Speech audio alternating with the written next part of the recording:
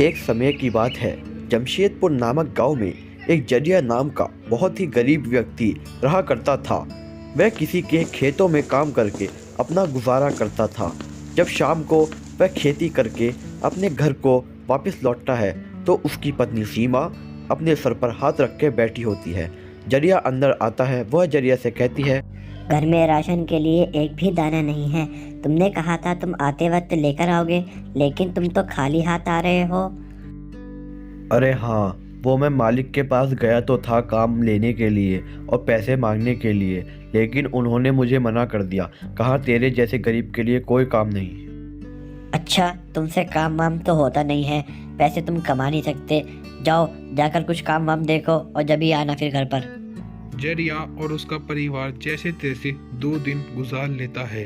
जरिया फिर काम की तलाश में इधर उधर भटकने लगता है और चलते चलते नदिया किनारे जाकर बैठ जाता है और सोचने लगता है, यार काश मुझे कोई ऐसी चीज़ मिल जाती जादू से कि मैं उससे माला माल हो जाता। क्या इस दुनिया में सच में जादू होता है? अगर होता है तो मेरे साथ क्यों नहीं हो रहा? फिर जरिया अपना उदास चेहरा लेकर अपनी बीवी के पास जाता है और अपनी बीवी से उदास चेहरे में बोलता है, अरे भगवान, मैं आज गया था काम ढूंढने। मैंने पूरे गांव में काम ढूंढा, लेकिन मुझे कहीं भी काम नहीं मिला। अब क्या होगा हम दोनों का? अरे जाओ, तुम्हारे बस की कुछ नहीं है। अरे मेरे दोस्त का पति है, वो काम ढूंढने निकला था कल, उसे तो मिल गया, लेकिन तुम जैसे पनौती को नहीं मिला। मुझे तुम्हारे साथ नहीं रहना। जरिया की बीवी उससे बहुत ज्यादा परेशान होकर उसके गांव को और उसको छोड़कर चली जाती है। फिर जरिया अपने मालिक के पास जाता है और जाकर बोलता है, सेठ जी, मुझे मेरी बीवी छोड़कर चली गई। मुझे आप काम दे दो, आपका बहुत बहुत एहसान होगा। अरे यहाँ तो खुद हमारे पास काम नहीं है। वैसे ही मैंने इतने जनों को लगा लिया है, मेरे पास कोई काम नहीं। जा तू यहाँ से चला जा। जरिया नाराज होता हुआ बोलता हुआ चला जाता है। वह चलते चलते एक पत्थर के ऊपर बैठ जाता है। जब भी वहाँ पर एक बूढ़ी माँ आती है, वह जरिया से जाकर बोलती है, बेटा, तुम्हें आज से पहले मैंने कभी इस जंगल में नहीं देखा। तुम क्या बहुत परेशान हो जो इस जंगल में आ गए हो? अब तुम्हें क्या बताऊं बूढ़ी माँ, मेरी बीवी भी मुझे छोड़ गई। इस दुनिया ने मेरा साथ छोड़ दिया। अब मैं अकेला बचा हूँ।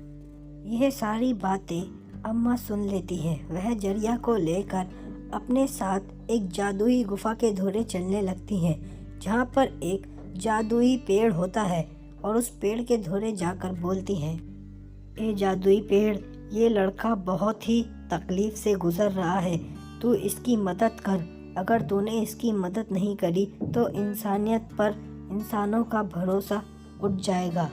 अरे अम्मा, तुम मुझे कहाँ लेकर आ गई और इस पेड़ से क्या क्या बोले जा रही हो? चलो यहाँ से चलते हैं, वैसे भी यहाँ कोई नहीं है।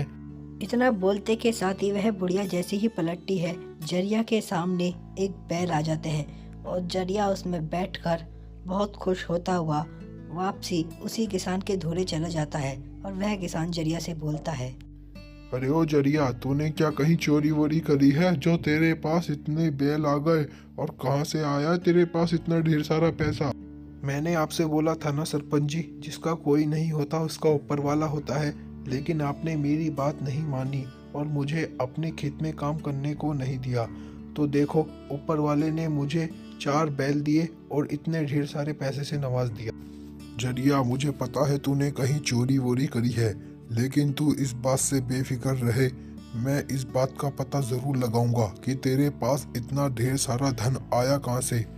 बस।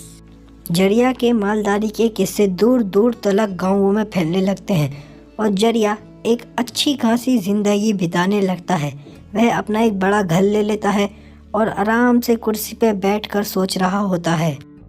इतने में जरिया की बीवी जरिया के घर आ जाती है और बोलती है, सुनिए जी, मैं अपनी गलती पे शर्मिंदा हूँ। मुझे आप वापसी अपने घर बुला लीजिए। मैं आपसे माफ़ी मांगने आई हूँ। मुझे ऐसा नहीं करना चाहिए था। मुझे पता है तू मेरी दौलत देखकर आई है। तुझे तो मेरे बुरे वक्त में साथ देना चाहिए था, लेकिन तू मुझे छोड़ के चली गई। जा, चली जा मेरे घर से, मुझे नहीं रखना तुझे अपने साथ। जरिया की बीवी ये सब सुनकर वहाँ से चली जाती है।